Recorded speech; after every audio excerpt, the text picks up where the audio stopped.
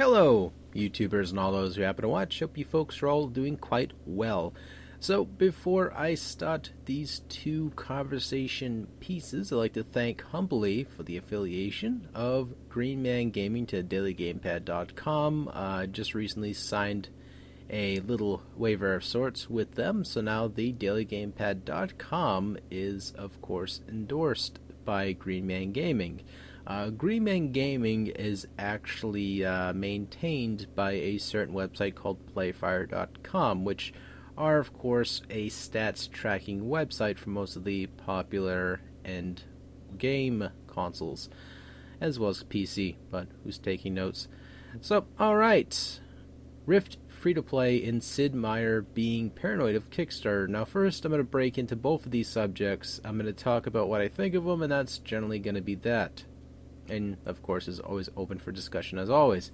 So, okay, Rift free-to-play has been announced for June 12th, 2013. Now, this game initially, as I predicted, it would have been free-to-play down the line eventually, because I thought of this ages ago. You know what?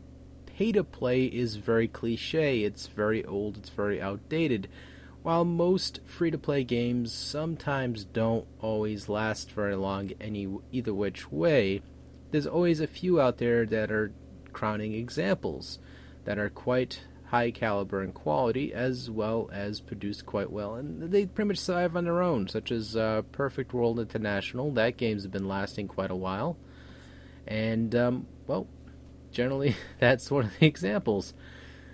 But no, kidding aside, including Dungeons and Dragons Online, that course took a 360 turn of successful nature. Yet Neverwinter, that's actually coming out, that's going to be quite successful, as I can predict as well. So, what's in the forecast for Rift? Now, Rift initially has been doing good nonetheless. It's been doing quite well enough to survive for this long. It's by no means a bad game. It has a lot of dedicated subscribers, so those subscribers still get bonuses for being subscribed to the game, such as experience points, as well as I think like in-game currency or something towards Cash Shop or something of the nature. I don't know the exact details of that per se, or I didn't care as much because I don't really give two shits about Cash Shop stuff all the time. I just sort of just play the game, and if I can't play certain elements of it, oh well, I shrug it off. Unless I'm dedicatedly interested in the game, then of course I'd invest along the lines. But I haven't really have done that of recent with most of these type of games. So, Rift.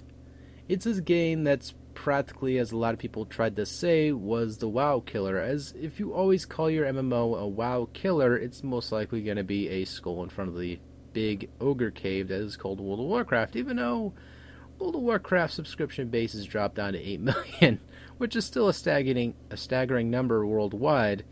It's still going down and going down and going down. It's mostly because a lot of folks are pushing away from that, playing League of Legends, Dota 2, more of these more mainstream games. Most people who stream with these said titles eventually, just go into the fads of current gen gaming, and World of Warcraft, while it is a bold beast to contend with, it's slowly starting to lose its charm, I think, on a lot of consumers out there. It's the same what happened with EverQuest 1.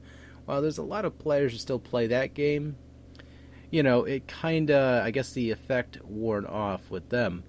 So then you got Rift here, which is, again, a decent contender. It's not anything that's going to beat anyone out. It's just trying to be its own sole animal. So it has really good mechanics. I felt like it was a good game. I just, quite frankly, could not or will not pay a subscription for the freaking game. That's just how I feel. I don't feel like once you pay for it once, you have to pay for it additionally. I think that if the game's that good, and if you have a buy-to-play motto with it, then it would sell itself in return. And as well as a decent cash shop that has fair, not buy-to-win mechanics, which this game, of course, or Trillon is promising with this said title.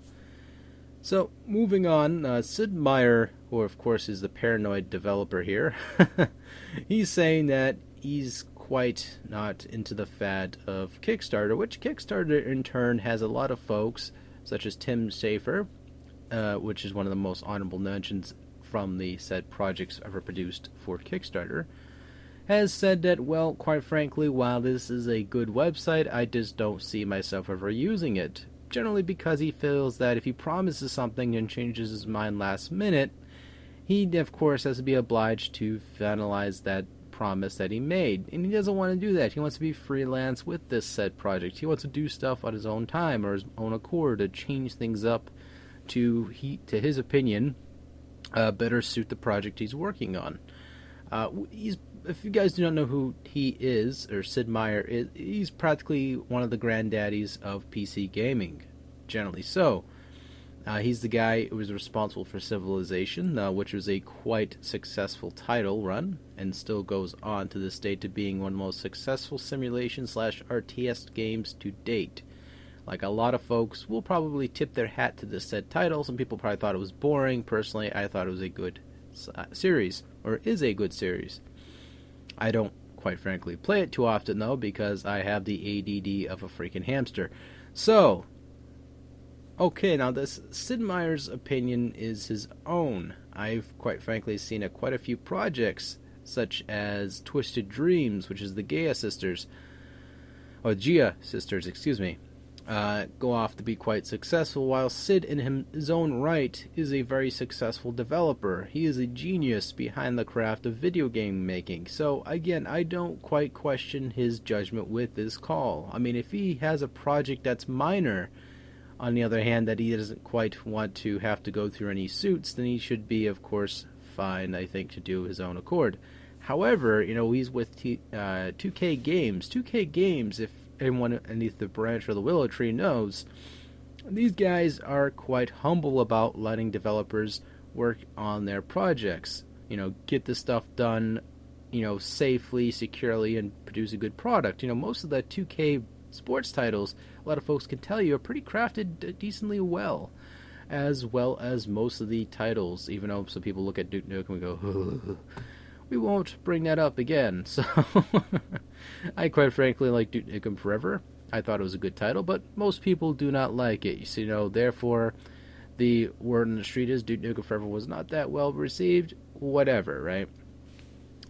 So again, I have confidence and faith in Sid Meier's opinion. So while he feels like he can accomplish things better without this project starting trendy style website, all the power to him.